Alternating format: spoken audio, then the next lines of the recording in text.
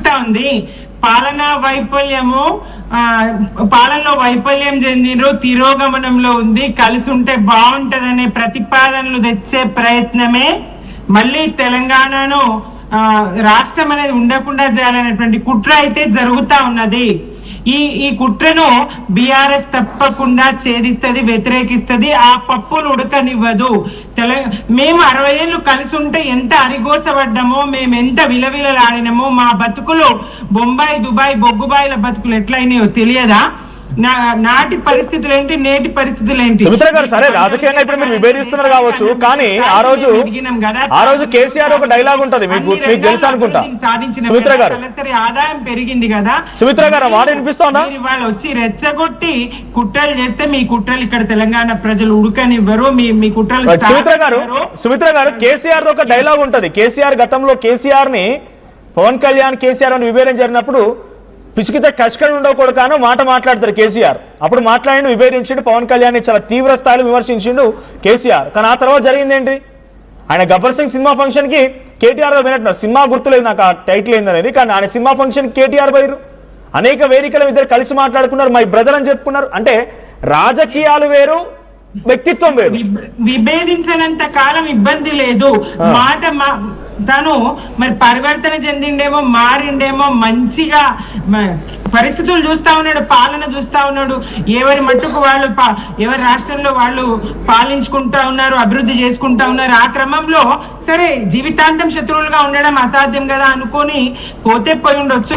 మీ మాటలు నేను స్పష్టంగా నాకు వినపడలేదు, అయినా నేను చెప్తున్నా. కానీ ఎప్పుడైతే రీసెంట్ గా మళ్ళీ అదే మాట మొదలు పెట్టిండో, అదే కుట్రలు మళ్ళీ మొదలు పెట్టిండో, ఎట్లా మేము భరిస్తాము, ఎట్లా మేము రాణిస్తాము, ఎట్లా ఏ రకంగా పొమ్మంటే పోవెందుకు, పోరావో వలసవాది అని నిందించిన తర్వాత కూడా నాడు వాడుకున్నాం కదా. నాడు నేడు ఎప్పుడైనా తెలంగాణ ఆడోళ్ళను మీరు ఇందాక అవమానించిందని చెప్తుండ్రు. ఇప్పుడే కాదండి, వీళ్ళ సినిమాలో నాడు కూడా తెలంగాణ ఆడోళ్లను రౌడీ శకుంతలగా చూపి భాషను హీనం చేస్తిరి, బతుకును ఆగం చేస్తిరి అని గోరటెంకన పాడిండు. అట్లాగే గూడ అంజన్న గాని అయ్యోనివా అబ్బోనివాను అని ప్రశ్నించిండు. మేము గుంటూరులో గుంటాడు జాగడిగిన మా ఒంగోలుకు వెయ్య మందొస్తిమా అని చెప్పేసి ప్రశ్నించిండు. మేము తెలంగాణ ప్రజలను స్పష్టంగా ఇప్పుడు రాజకీయ పార్టీలు ఏవి కూడా విభేదిస్తోంది, అక్కడ పబ్లిక్ ని కాదు. అప్పుడు ఉద్యమ సమయంలో పబ్లిక్ ని కాదు, సాదుకున్నది. అప్పుడు ఉద్యమ సమయంలో అక్కడ ఆంధ్రప్రదేశ్ పబ్లిక్ తో ఎటువంటి సమస్య లేదు, ఇప్పుడు ఎటువంటి సమస్య లేదు. రాజకీయ నాయకులు వాళ్ళ యొక్క ఆలోచన ధోరణి, వాళ్ళ మాటలు ఇప్పుడు కూడా విభేదానికి కారణమవుతున్నాయి. ఆ రోజు మీరు కూడా కళాకారునిగా అనేక ఉద్యమాల్లో పాల్గొన్నారు. అప్పుడు Telangana public Andhra public issue కాదు, నాయకులు వాళ్ళ యొక్క ఆలోచన, వాళ్ళ మాట తీరే. కొంతమంది ఎవరైనా వాళ్ళ చేత ప్రేరేపించబడేటువంటి కార్యకర్తలు. సో ఇప్పుడు మళ్ళీ అది రాజుకుంటుంది. మీ ప్రాంతీయ పార్టీకి ఇప్పుడు మంచి రాజకీయ అవకాశం అనుకుంటున్నారా? మేము అట్లాంటివి కోరుకోము. తెలంగాణ అస్తిత్వము, తెలంగాణ ఆత్మగౌరవం దెబ్బతినాలని మేము కోరుకునే వాళ్ళం కాదు. మా రాజకీయం మేము తెలంగాణ ప్రజల కోసం ఏం చేయాలి అనుకుంటున్నామో ఆ తెలంగాణ ప్రజలకు దానికి ముందుకెళ్తాం. కానీ ఎప్పుడైతే తెలంగాణ ఆత్మగౌరవం అస్తిత్వం మీద దెబ్బతీసేటట్టు ఎవరు మాట్లాడినా కూడా మేము ఊరుకునేటోళ్ళం కాదు. ఇందాక జనసేన నాయకురాలు సంథింగ్ ఎవరో మేము రావద్దా, దేశంలో ఎక్కడైనా ఉండొచ్చు కదా, మీ దగ్గరికి రావచ్చా? మనం అప్పుడు ఏమన్నాం తెలంగాణ ఉద్యమంలో? రావచ్చు పోవచ్చు రొయ్యలమ్ముకోవచ్చు, రావచ్చు పోవచ్చు రొయ్యలమ్ముకోవచ్చు, మీరు పద్యం పాడితే మేము వన్స్ మోరు కొట్టొచ్చు, మీరు పద్యం పాడితే మేము వన్స్ మోరు కొట్టొచ్చు. మీ శ్రీశ్రీ ఎవరైతే వాళ్ళ విశ్వనాథ శ్రీశ్రీ ఉన్నారో, మీ విశ్వనాథ శ్రీశ్రీలను వినమ్రంగా మొక్కొచ్చు. కానీ మా దాశరథి కాలోజిని దాచి పెడితే కుట్రగాదా, పొమ్మంటే పోవేందిర పోరావో వలసవాది. ఇది అనుకున్నాం మనం. ఏమన్నా రావచ్చు పోవచ్చు రొయ్యలు అమ్ముకోవచ్చు, మీ వ్యాపారాలు ఇక్కడ చేసుకోవచ్చు. పవన్ కళ్యాణ్ గారికి వ్యవసాయ క్షేత్రం ఇక్కడ ఉండొచ్చు. ఆయన వ్యవసాయ క్షేత్రంలో నేను విశ్రాంతి తీసుకోవాలనుకున్నప్పుడు నేను మనశ్శాంతి కోసం నేను తెలంగాణలో ఉన్న నా వ్యవసాయ క్షేత్రానికి పోతా అన్నారు. అవును రావచ్చు, మేము అడ్డుకున్నామా? నీ వ్యవసాయ క్షేత్రాన్ని ఏ రోజన్నా ముట్టడించినామా? నువ్వు రావచ్చు పోవచ్చు అన్నాం. మీ వ్యాపారాల జోలికి మేము ఏ రోజన్నా వచ్చినామా?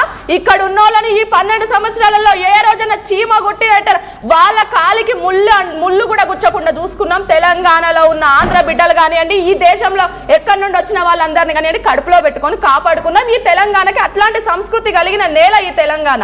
కానీ మీరు ఏం చేస్తున్నారు ఈ రోజు మీరు ఇక్కడ హాస్పిటల్లోకి ఇక్కడనే వస్తారు, మీ పిల్లలు ఇన్నే చదువుతారు. నారా లోకేష్ గారి కొడుకు ఎక్కడ చదువుతుండ్రన్నా? ఇక్కడనే కదా చదివేది. వీళ్ళు హాస్పిటల్ కి చెకప్లకి ఎక్కడికి వస్తారు? ఇక్కడికే కదా వచ్చేది. మీరు ఫస్ట్ మీ రాజధానిలో హాస్పిటల్ కట్టే ప్రయత్నం చేసుకోండి. పోనీ వీళ్ళకి వెంకటలక్ష్మి గారు ఉన్నారా? ఇంకా వెంకటలక్ష్మి గారు ఉన్నారా? మీ నాయకులకి డబ్బు ఉన్నది అక్క, వినండి. అయ్యో అక్క మీరు వినండి. మీరు వినకపోతే ఎట్లక్క? పాపం మీ నాయకులకి ఎక్కువ తక్కువ డబ్బు ఉన్నది, కార్లు ఉన్నాయి, వస్తారు ఈడ వైద్యాలు చేయించుకుంటారు, ఈడ వాళ్ళ పిల్లల్ని చదివించుకుంటారు. మరి మీ పరిస్థితి ఏంది? ఆంధ్ర ప్రజలు మీరు ఓట్లేసి గెలిపించారు కదా, మీ గురించి ఆలోచించమంటే మా మీద పడేడుస్తున్నారేంది? మీ గురించి ఆలోచించమనుండ్రి. ఆంధ్ర ప్రజలు ఓట్లేసి గెలిపించుకున్నారు కదా, రాజధాని కట్టుకోండి. పాపం అక్కడ ప్రజలకి మెరుగైన వైద్యం కోసం హాస్పిటల్ కట్టండి. వర్షాకాలం వస్తే మళ్ళీ పడవలేసుకొని తిరిగే పరిస్థితి, దాని గురించి ఆలోచించుండ్రి. మీరు అక్కడ మంచి మంచి స్కూళ్ళని మంచి కాలేజీలని ఆ వ్యాపారాలని అక్కడ డెవలప్మెంట్ చేసుకోండి. అక్కడ వదిలేసి మళ్ళీ ఈడికొచ్చి వాళ్ళు ఈడికొస్తారు అక్క. మీ పరిస్థితి ఏంది? మీ ఆంధ్ర మీ గురించి తన రియాక్షన్ తీసుకుందాం. తెలంగాణ ముందు బాగా చేసుకోండి. అది పేరు మా తెలంగాణ. ఒక నిమిషం, తను అంటున్నారు కాదు. మీరు ఇక్కడ మా ఆంధ్రప్రదేశ్ లో గుంటల గురించి చెరువుల గురించి మేము ఆలోచించుకుంటాం, మా అమరావతి గురించి మేము ఆలోచించుకుంటాం. అవి మీతో చెప్పించుకునే అంత విధానంలో మేము లేము. తెలంగాణ నవ నిర్మాణ సభ ఎందుకు పెడుతున్నారు? ఆడేడవండి ఫస్ట్, ఆడ కట్టుకోండి, ఆడ రాజధాని కట్టుకోండి. అది చేతగాక తెలంగాణ మీద ఎందుకు పడేడుస్తున్నారు? తెలంగాణ మీద పడేందుకు ఒక్కసారి ఇద్దరు సుమిత్ర గారు అండ్ మనోజ్ గారు ఒక్క నిమిషం, తను ఏం మాట్లాడతారు కదా. వెంకటలక్ష్మి గారు మీరు మాటలు కంటిన్యూ చేయండి. కాదండి పోయి ఎవరైనా రావచ్చు పోవచ్చు, అలా కాదు. అసలు ఏమంటే ప్రాంతీయవాదాన్ని రెచ్చగొడుతున్నది ఈ రోజున తెలంగాణలో సోకాలు ఉద్యమకారులు. కాదు వెంకటలక్ష్మి గారు, ఇందాక నేను క్వశ్చన్ అడిగాను, మీరు ఇంటరాక్ట్ అయ్యారు, కట్ అయినట్టుంది.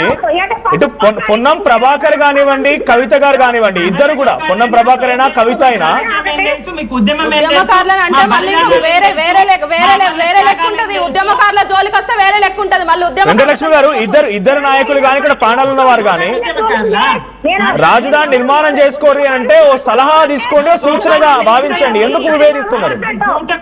పూటకో వేషము గంటకో మాట మార్చేటువంటి సోకాలు నేత మీ పవన్ కళ్యాణ్. ఒక్క నిమిషం సుమిత్ర గారు ఒక్క నిమిషం మాట్లాడతారు. అప్పుడే సనాతనం అంటాడు, అప్పుడే సుమిత్ర గారు ఒక్క నిమిషం. అక్కడ మీ ప్రచార రథానికి రిజిస్ట్రేషన్ కూడా చేసుకొని ఈ తెలంగాణ రాష్ట్రానికి వచ్చి రిజిస్ట్రేషన్ అంత గొప్ప మనసు మాది తెలంగాణ రాష్ట్రం. వెంకటలక్ష్మి గారు, హక్కున చేర్చుకున్నాం పుష్కర కాలంగా ఎటువంటి విభేదాలు లేవు. ఎటువంటి విభేదాలు లేవు.